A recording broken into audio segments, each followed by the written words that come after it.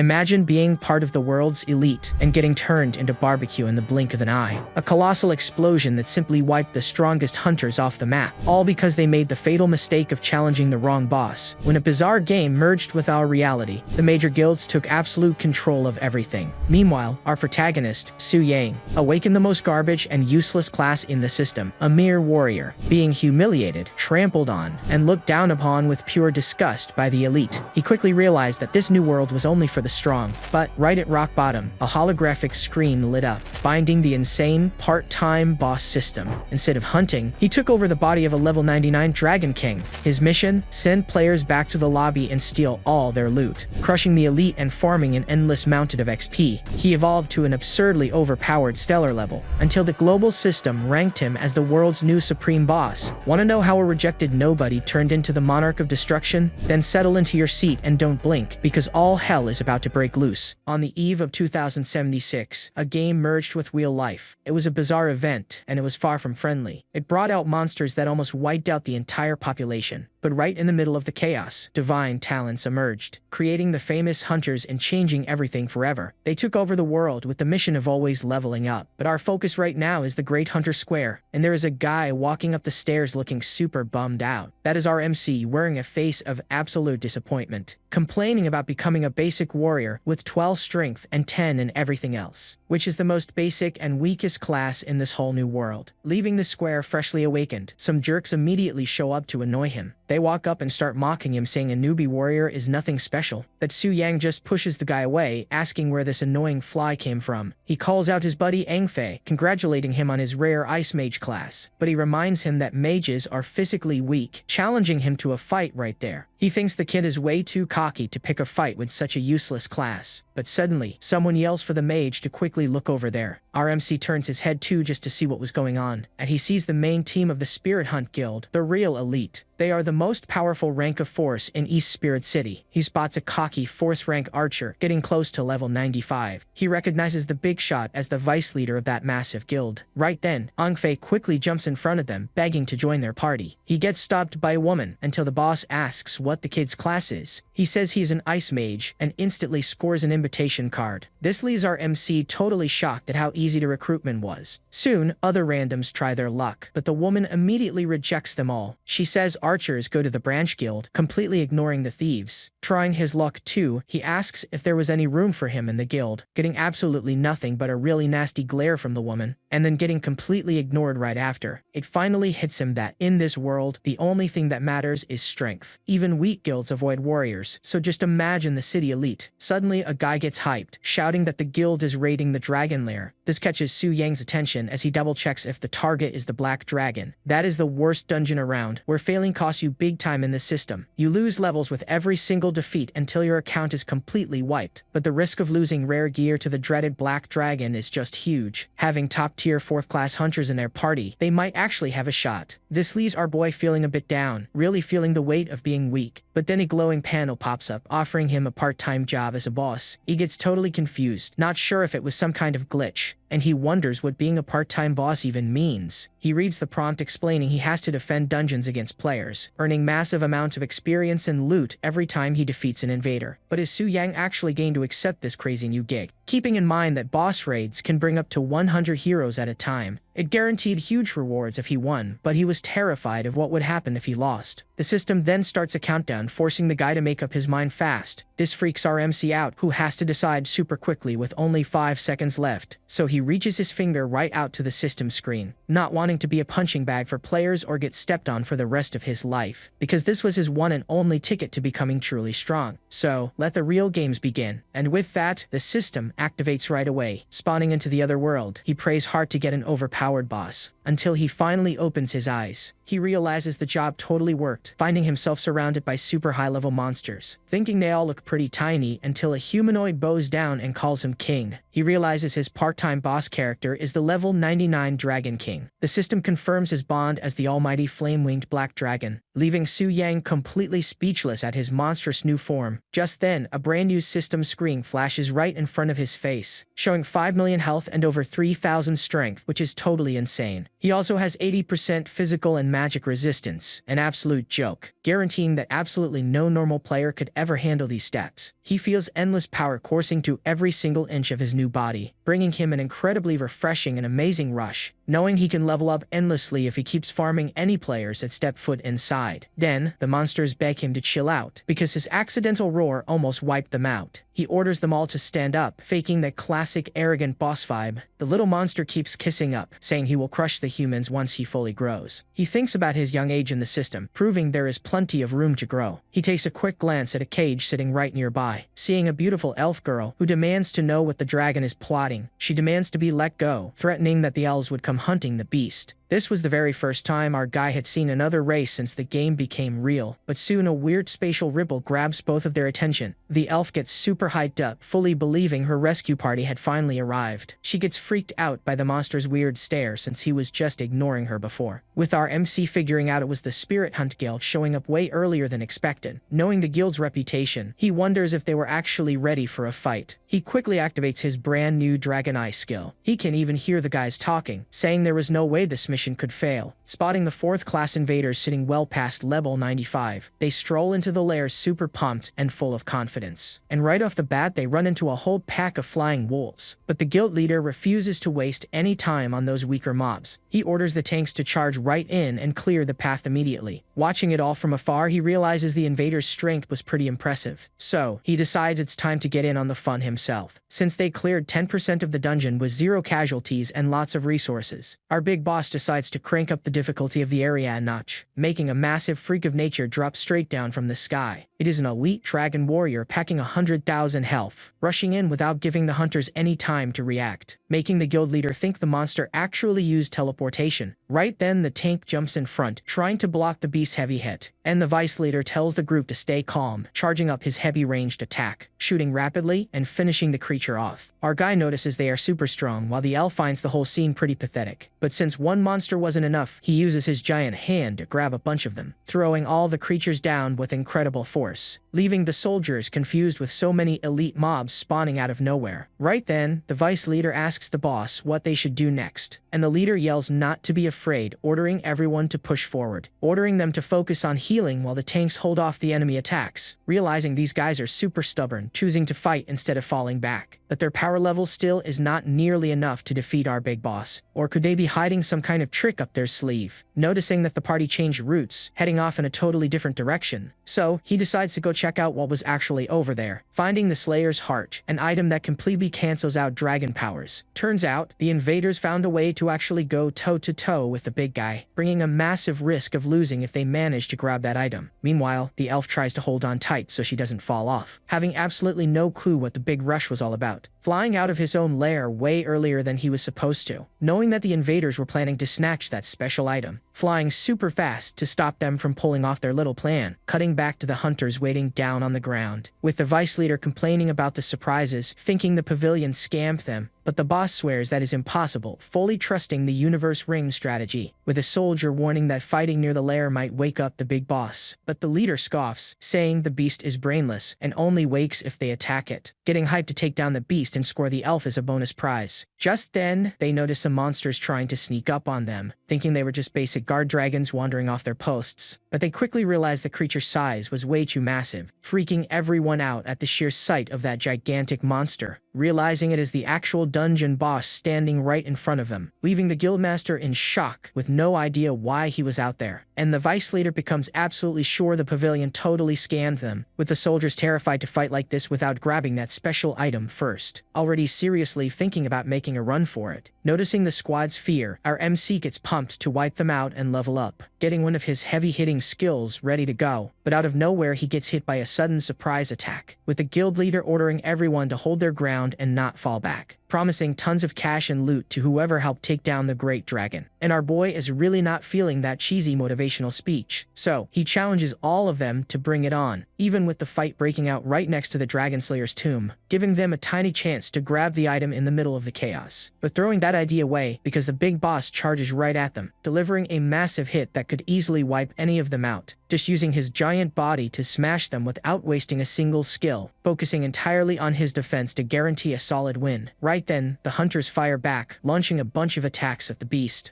triggering a massive explosion with that heavy combo attack. The guildmaster then calls for wave 2, hoping to chip away 5% of his health. But looking back at the dragon, he realizes the attack literally did nothing, with the party's strongest hits dealing a measly 10,000 damage, telling them to hold the line and keep attacking until the boss's health drops more. They keep attacking, but Xu Yang just finds it annoying since it doesn't even scratch him. It was just getting boring dealing with their stubbornness, even as they kept failing. So he decides to end playtime right then and there, flying up high and activating his overpowered roar skill, unleashing a massive firestorm all over the place, marking the absolute end of the line for all the invaders, proving that this rank A guild was absolutely nothing against our MC. With the master super confused about him using a skill way too early, he orders everyone to attack, since the boss should be paralyzed after that move. But then he notices the great dragon didn't look stunned at all, screaming in pure rage because he can't understand why the beast isn't paralyzed. Meanwhile, our boy gets ready to spit even more fire, activating his black flame breath and turning them all into crispy barbecue, with the leader swearing this wasn't over and that he would be back one day. Soon the system chimes in that everyone was wiped out, starting the XP conversion, making Xu Yang's level shoot up non-stop, getting mind-blown by his experience bar practically exploding, racking up 990,000 XP, pushing him straight to level 20, hitting the cap and losing 40% but saving the rest for later on. Looking around and spotting a massive pile of loot dropped on the ground, scoring 3 diamond tier items with the rest being platinum, a totally massive haul. He even snatches the vice leader's bow to sell for some serious cash, checking out all the sweet rewards dropped by the guild. But then he spots something totally unique sitting right in the middle. It was a gem that shatters any equipment level requirement. He picks the flaming sword to use right away, knowing it would make him unstoppable. With only 5 minutes left on the clock, he just wants to go back and change his class. So he goes ahead and clicks the system's return button, with the screen triggering his massive transformation, getting teleported out of nowhere straight back into his bedroom, thanking his lucky stars that he actually hit level 20 for real, dumping 100 points into strength, 50 into spirit, and so on, causing a massive aura explosion just by applying those stat points, trashing his entire room, realizing he needs to be way more careful later. Noticing it was getting too late to change his class, he decides to just rest, leaving the whole class change quest for the very next day, cutting over to the Spirit Hunt headquarters the following morning, with the girl totally confused about why the guild leader came back so fast. She notices his level drop, which meant the entire team got wiped out, seeing the vice leader drop to level 86 and lose his main weapon, with another random guy crying about losing his diamond boots, leaving the leader furious at the mechanism pavilion for selling them fake tips, swearing he won't rest until he gets a solid explanation for that massive fail, shifting the focus over to the front entrance of the Nanshan orphanage, with the old man shocked by a delivery for Xu Yang, wondering how he even afforded it, showing that the guy had sent a ton of stuff to that orphanage. Right then, a super clumsy kid accidentally bumps into the boxes, making all the packages come crashing down right at the little girl, but a swift hand quickly reaches out to save the girl from the crash. It was clearly our beloved MC springing right into action. She runs straight to him, sweetly calling him her big brother, with the old man totally shocked to find out the kid made 60 million, getting a huge warning to be super careful in those dangerous dungeons, fearing that rookies could lose levels or even their lives if they get careless. But Xu Yang tells him to chill, swearing that the local monsters are totally tame, telling him he needs to hit the temple for a class change, leaving the old man confused. He arrives at the hall and overhears gossip about the Spirit Hunt's total wipeout, walking around and noticing how fast the news spread all over the city, realizing the guild only attacked the Great Dragon because of a fake tip handed out by the Mechanism Pavilion, which hid some really valuable loot around there. Right then, that annoying Wang face shows up demanding to know why he was there, mocking him because no guild wanted a basic warrior on their teams, threatening to teach the guy a lesson since he didn't get the chance the day before, thinking this dude is super annoying, just like a pesky fly buzzing around, slapping him so hard it looked like the mage's face actually attacked his hand, sarcastically saying he only did it to smack a fly right off the guy's face, knocking off 5% of the fool's health with that quick and simple slap, joking that it looked like there was a fly on every single extra's face nearby, making the guys run away in total fear, yelling that they totally got the message. Suddenly, someone standing behind our MC starts clapping at the whole scene. It was a temple guide praising the guy's attitude and highly impressive strength. He asks for help with his class transition and she walks with him right away, with the girl thinking it was crazy for a newbie to change classes that incredibly fast. having never heard of such a young and highly promising talent before. Finally arriving at the designated spot for the grand ritual to begin, standing right in front of the goddess, getting recommended for a 3-star quest. But our stubborn guy ignores the advice, wanting to jump straight to 4 stars, with the guide warning him that level 4 quests are way more dangerous. And our MC just nods along, proving that he totally understands the massive risk, needing to actually prove his strength out there to pull off this big transition. Looking at the quest board and spotting a super rare 5-star auction available, he asks the girl about it since he thought quests only went up to level 4. He hears that level 5 is nearly impossible with no one even trying it in over a year. It is used to forge elite pros who will literally define the entire country's power, realizing the crazy test requires fighting tons of monsters and a boss all by himself. He could be hard stuck at level 20 forever, but winning guarantees 100 extra points. The girl keeps begging him to just stick to 3 stars and not take any crazy risks. He thanks her for the solid advice and she replies that she was just doing her job, but he leaves the poor girl in absolute shock by locking in that big 5-star quest, giving him exactly 72 hours to clear this insane task without failing, with the girl screaming in total surprise while he just calls it a perfect choice, telling her not to worry at all, super hyped to check out the temple's special perks. He turns his back and walks right out of there with total confidence and zero fear. She warns the priest about the crazy brave kid who actually took on the 5-star challenge, but he finds out the teleporter is under maintenance, which really eats into his time limit. But this setback doesn't faze our guy, who decides to stop and plan his trek through the jungle. And right then 2 beautiful girls suddenly show up out of nowhere. They are 2 young members from the Rank B Ghost Cloud Guild. One of them quickly recognizes our guy, and her friend asks where she knows him from. She replies that they were classmates and even changed classes on the exact same day. But soon the admins announce that the teleporter is finally back up and running. She gets totally shocked seeing his destination, but it was way too late to warn him, because our MC had already stepped right through the giant portal, giving him 0 time to breathe as a giant wolf lunges straight at him. But since our guy is totally overpowered, he manages to dodge it super fast. He really wasn't expecting the monsters to spawn that incredibly fast. And once again, the massive wolf attacks him without giving him a break. Good thing our hero wasn't just standing there completely empty-handed. He had sold off a bunch of items, but made sure to keep all the best gear, using the magic gem to equip a weapon that was way above his current level, blowing almost all of his cash just so he could finally wield that sword. But knowing he could easily make that cash back by selling the vice leader's bow, he stays totally chill right there because he had popped a barrier scroll, and he cancels the spell right before the magic shield could actually break, slicing his sword straight through all of those monsters at the exact same time. He only took down 15 wolves, but he actually needed 100 for the quest, so he quickly uses a special stone to lure all the nearby beasts right to him. And exactly 5 minutes later, absolute chaos had already broken out, wanting to wipe them all out at once, using a few really clever little tricks, popping a flame scroll the absolute second all the monsters charge at him, thinking he was going to end the whole fight with just one single massive hit, but seeing the massive swarm of beasts, he decides to spam even more scrolls. Meanwhile, the other people in the jungle have absolutely no clue what was going on. Noticing that all the monsters had vanished and the few left were just running right past them, they quickly realized that somebody popped a lure stone right in their area, deciding to head over there to teach the funny guy a serious lesson. But they quickly stopped to think if picking that fight was actually worth it. Realizing the explosions belonged to a level 30 mage, they back off right away, making up some random excuse and walking away to avoid any kind of trouble. After a little while, the heavy lifting is totally done, leaving only the big boss, feeling super confident about this 5-star quest, even if he did cheat just a little bit, arriving straight at the actual lair of the dreaded Alpha Wolf King, cutting the scene over to the inside of the incredibly dark cave, showing 3 clumsy level 23 guys keeping a close eye on the boss, making up plans on how to use the monster's super valuable crystal core. But one of them tells the others to shut up, sensing someone getting closer, thinking it was a rival party trying to swoop in and steal all the local loot, getting slapped for wanting to warn him since they could just use the kid as bait. But suddenly, the ground starts shaking violently without stopping, with our MC just walking straight ahead, not giving a single damn about the earthquake. It was the Alpha Wolf King, absolutely furious over losing his entire pack, with the random guys absolutely terrified by the beast's massive aura of pure rage. But the leader refuses to back down, not wanting to waste all the time they spent waiting. But suddenly, the guy feels an incredibly heavy pressure in the air, and it was our MC charging right in with his flaming sword. Believe it or not, it only took one single hit to take down the dreaded boss. Right after that, he snatches up the coveted core that the chubby guy wanted so badly, and getting ready to head back home like absolutely nothing had even happened. Right then, the guy tries his luck, calling our MC boss to ask for the item, but he gets a sword pointed at him instead, remembering that whole story about being used as bait, crushing the crystal right then and there, telling the guy to go get one himself if he wants it, turning his back and walking away, leaving the chubby guy relieved he didn't get beat up, with the other two randoms in total shock over the kid's crazy solo victory. Arriving back at the temple, telling the surprised guide that he already finished the quest, leaving the girl totally amazed since it was a super intense 5-star challenge after all, having a hard time believing it since he had left just a few hours ago, checking the system for any cheats, noticing he did it all by himself and took 0 damage. Right then, our boy casually asks if he could go ahead and advance his class, apologizing a ton for the delay and asking the warrior to follow her, thinking she did the right thing by warning her bosses about this insane talent. Finding the hero pretty handsome, even thinking about asking for his number later on. But keeping her focus, she asks him to step closer to the great sacred statue, starting the automatic verification the second the young guy gets near the spot, feeling a powerful energy take over his body right after the confirmation, earning a special advancement aura whose color changes depending on the difficulty, going from level 1 white all the way to 4-star purple, which gives a 10% bonus, but earning the mythical level 5 orange aura, packing an extra 25%, shooting straight up to level 34, gaining 210 stat points, distributing everything real quick, becoming extremely overpowered with the new aura and sword, getting an epic magic warrior book from the system containing the magic blade, which is an incredible power that condenses pure magic energy into a weapon shape, testing out the new trick right away, really enjoying that badass skill, being able to control it with his mind, changing shapes and even evolving over time, feeling super happy with the reward, feeling like that 5-star quest totally paid off, getting congratulated by the guide but immediately asking for the perks the temple promised, with the girl trying to check on that, until someone shows up saying it wouldn't be necessary. It was the high priestess of the place herself, drawing a lot of attention with her beauty, named Bai Ling, letting him know she would personally explain his VIP perks, with the little guide bowing respectfully, totally missing her chance to get his number. Right then, the lady says it wasn't a good spot to chat, inviting him to a private room, gladly accepting the invite, greeting the grand priestess of the temple, and soon a glowing magic starts popping up right behind our hero's back, getting quickly teleported to that place's famous and fancy VIP lounge, explaining she was just channeling the statue's power, being pretty surprised by the hero, revealing that no one tried level 5 in 10 years, not even in the most advanced cities, unlocking a 10 million monthly salary and a card with an 80% discount, leaving the boy's jaw on the floor